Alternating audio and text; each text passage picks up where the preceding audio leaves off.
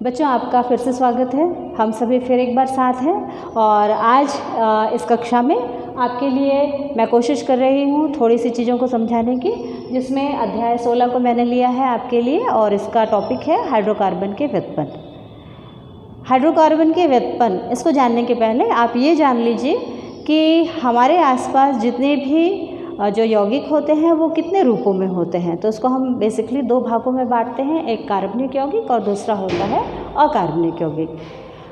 कार्बनिक यौगिक में हम कार्बन और उससे जुड़े तत्वों के बारे में पढ़ते हैं, तो इसलिए हम उसे कार्बनिक यौगिक कहते हैं। और अकार्बनिक यौगिक यानी कि वो जहाँ पर कार्बन के अतिरिक्त बाकी सभी तत्वों से जुड़े यौगिकों के बारे में हम पढ़ते हैं। जैसे कि आपके लिए उदाहरण है नाइट्रोजन है, फास्फोरस है, सल्फर है, ये सभी जो है ये अकार्बनिक यौगिक के अंतर्गत रखे जाते हैं। जबकि कार्बनिक रसायन में हम ये देखते हैं कि कार्बन और उससे जुड़े तत्वों का अध्ययन कार्बनिक रसायन कहलाता है। तो आज हम लोग पढ़ने वाले हैं कार्बनिक रसायन के अंतर्गत कुछ नई चीज़ों को, जहाँ पे आप ये जानेंगे एल्किल समूह क्या होता है और क्रियात्मक समूह क्या होता है। तो बच्चों, आपने 9वीं में अध्ययन किया है एल्केन्स के बारे में।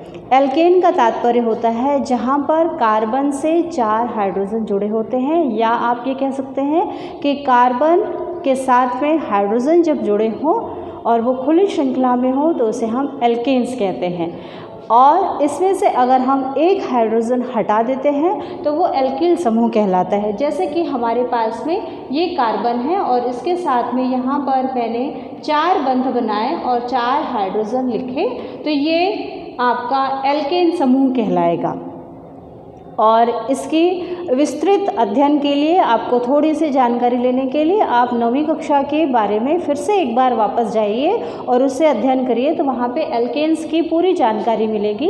क्योंकि कार्बनिक रसायन में जो कार्बन जो मुख्य तत्व है, इसकी प्रॉपर्टी ये है कि कार्बन अपने ही जैसे दूसरे कार्बन के साथ बहुत सारी लंबी श्रृंखलाएं बनाता है और इस लंबी श्रृंखला को हम श्रृंखलन कहते हैं। और चेन बनाने की इस प्रवृत्ति के कारण हम कार्बनिक रसायन को अलग से अध्ययन करते हैं, जहाँ पर हम ये देखते हैं कि जो कार्बन है ये दूसरे कार्बन के साथ तीसरे कार्बन, चौथा कार्बन, इस तरह से एक लंबी श्रृंखला बनाता है। और साथ में यहाँ पर जब हाइड्रोजन जुड़ा हो और कार्बन जुड़ा हो तो उसे हम हाइड्रोकार्बन्स कहते हैं। और इसी के अंतर्गत आज का जो हमारा चैप्टर है वो है हाइड्रोकार्बन्स के व्युत्पन्न।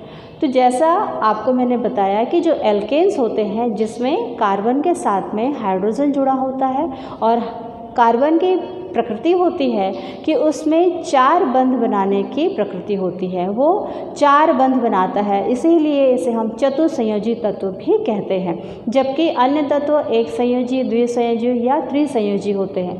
तो चतुसंयोजी कार्बन की प्रकृति के अनुसार ये 4 बंध बनाता है और उस 4 बंध में चाहे तो हाइड्रोजन हो सकते हैं या फिर कार्बन भी जुड़े हो सकते हैं।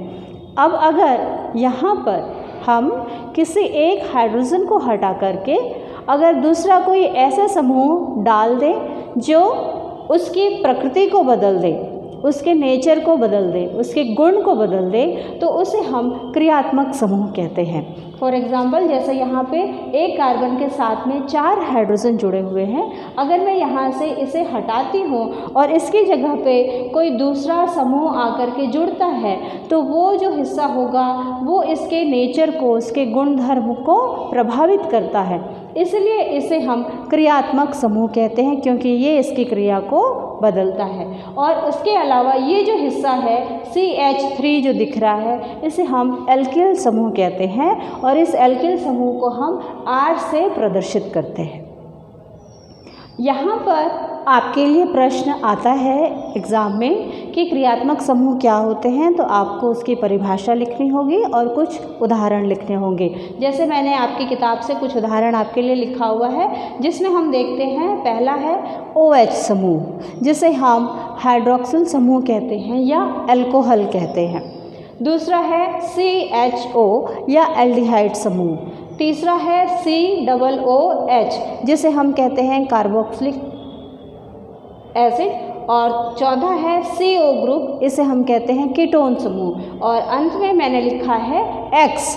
बच्चों यहाँ पर X का मतलब होता है हैलोजन समूह। तो हैलोजन समूह में फ्लोरीन, क्लोरीन, ब्रोमीन, आयोडीन ये सभी आते हैं, जिसको हम X से प्रदर्शित करते हैं। X की जगह पे आप चाहो तो यहाँ पर क्लोरीन लिख सकते हैं, फ्लोरीन लिख सकते हैं। तो इसे हम जब नाम देंगे तो इसे हम हैलो समूह कहते हैं। तो ये क्लोरो, फ्लोरो, ब्रोमो, आयोडो इस तरह से बोला जाता है।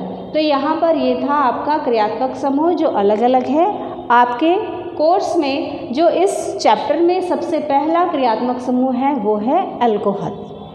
जी हाँ, अल्कोहल जिसे हम OH के द्वारा दिखाते हैं।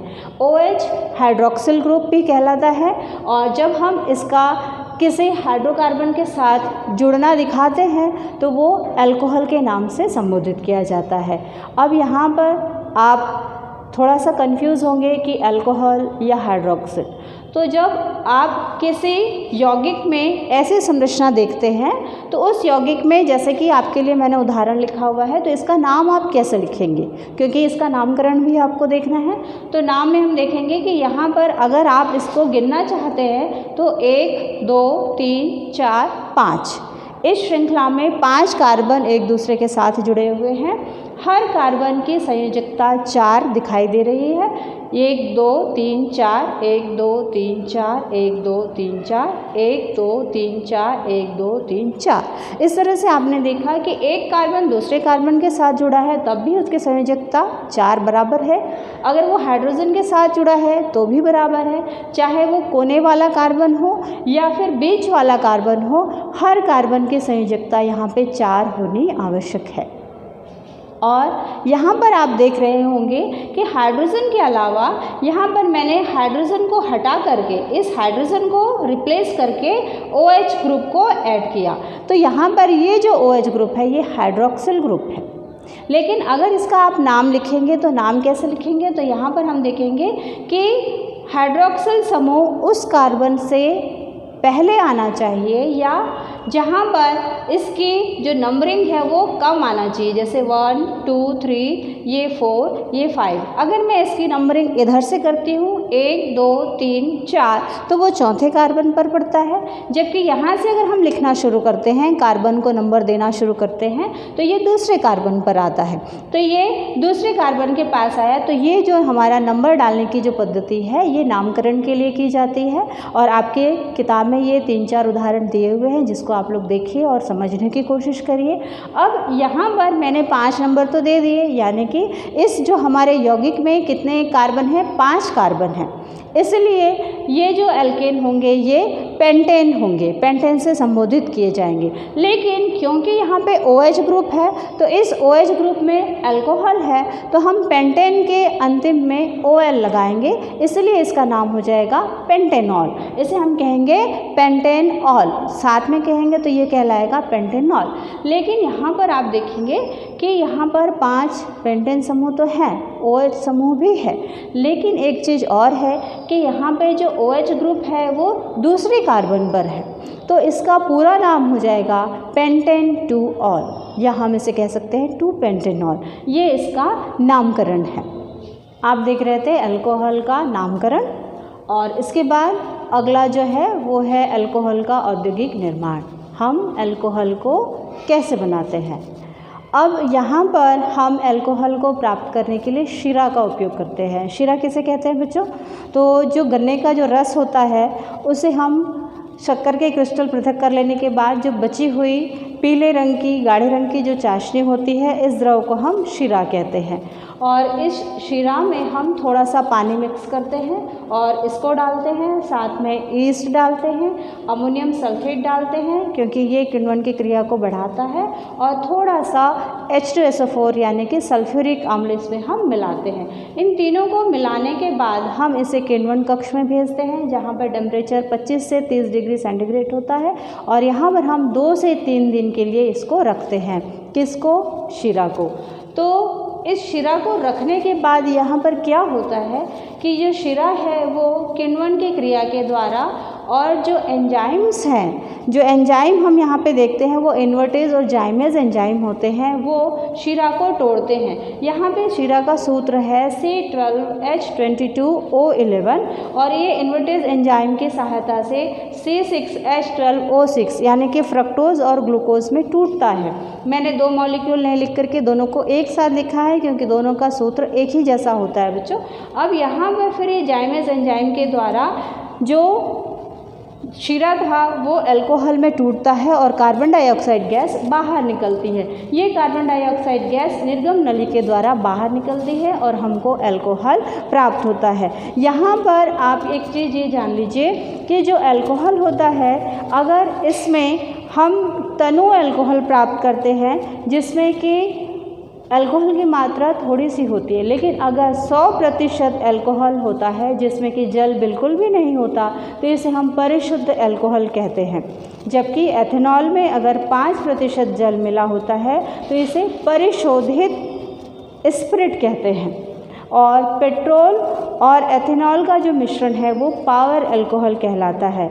ये तीनों चीज़ें आपके लिए बहुत इम्पॉर्टेंट है क्योंकि ऑब्जेक्टिव क्वेश्चंस में ये पूछे जाते हैं, तो आपको ध्यान रखना होगा कि 100% अल्कोहल क्या होता है, अगर उसमें हम 5% पानी मिलाते हैं तो क्या होता है, और अगर हम पेट्रोल और एथेनॉल को मिक्स करते हैं तो उसे हम क्या कहते हैं। तो बच्चों ये था आपका अल्कोहल का औद्योगिक निर्माण जो हम शीरा से प्राप्त करते हैं, जिसमें पानी मिलाया जाता है, अमोनियम सल्फेट, सल्फ्यूरिक एसिड और ईस्ट मिलाया जाता है। किण्वन की अभिक्रिया होती है 2 से 3 दिन के लिए और 2 से 3 दिन के बाद कार्बन डाइऑक्साइड गैस रिमूव होती है और हमको अल्कोहल प्राप्त होता है। अब यहाँ पर जब हम अल्कोहल पढ़ रहे हैं तो इसकी अभिक्रियाओं को भी पढ़ेंगे, इसके रासायनिक गुणों को भी जानेंगे।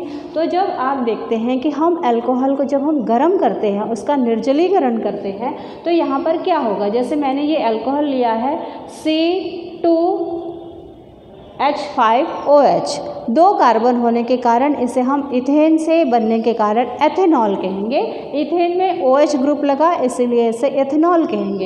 एथेनॉल को जब आप गर्म करोगे तो यहाँ पे पानी बाहर निकलेगा, तो शेष क्या रह जाएगा, तो हम यहाँ पे देखेंगे कि 2 हाइड्रोजन जबकि यहाँ पे 3 थे और यहाँ से जो एक OH और एक H बाहर निकला, जो बच गया ये हो गया आपका इथेन। तो हम देखते हैं कि जब अल्कोहल को गर्म किया जाता है और वहाँ से पानी के अणु बाहर निकलते हैं तो वो एथीन में बदलते हैं या हम कहेंगे एल्कीन्स में बदलते हैं। जबकि इसका दूसरा रासायनिक गुण ये है कि जब अल्कोहल का हम ऑक्सीकरण करते हैं तो अल्कोहल के ऑक्सीकरण करने के फलस्वरूप अल्कोहल एसिड में बदलता है। जैसे यहाँ पे इथेनॉल था, ये इसकी संरचना थी, जबकि ये सूत्र में मैंने लिखा है तो C2H5OH लिखा है। तो जब हम इसका ऑक्सीकरण करेंगे तो यहाँ से ऑक्सीजन ऐड होगा तो CH3COOH बनेगा। यहाँ पे भी 2 कार्बन है, इसमें भी 2 कार्बन है, तो इसलिए ये भी इथेन है, इसका नाम भी इथेन है, लेकिन COOH ग्रुप के कारण से